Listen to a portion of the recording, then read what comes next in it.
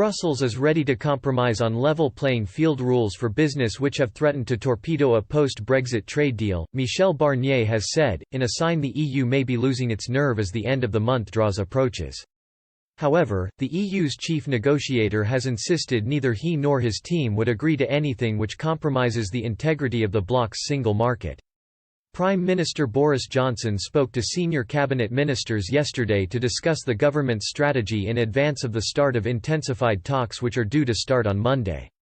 Mr. Barnier said he was ready to work with the UK on what he called a «credible and operational» framework in respect of level playing field rules aimed to ensure Britain is closely aligned with EU rules in terms of state aid, environmental and employment regulations.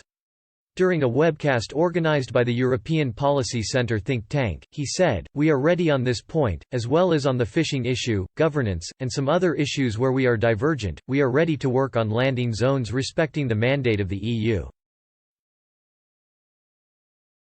We are ready to work on operational and clever compromise but not at the price, never at the price, of any unravelling of the single market.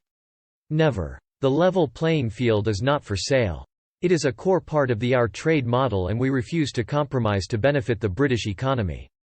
UK government officials have said for his part, Mr Johnson was determined to assert the UK's right to deviate from common standards when it came to state aid, while accepting Brussels' right to impose retaliatory tariffs.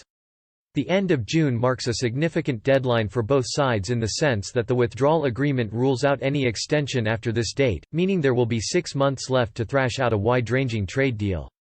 Mr Johnson believes a deal can be struck by the end of next month, although Michael Gove, Chancellor of the Duchy of Lancaster, has identified October as a more realistic deadline.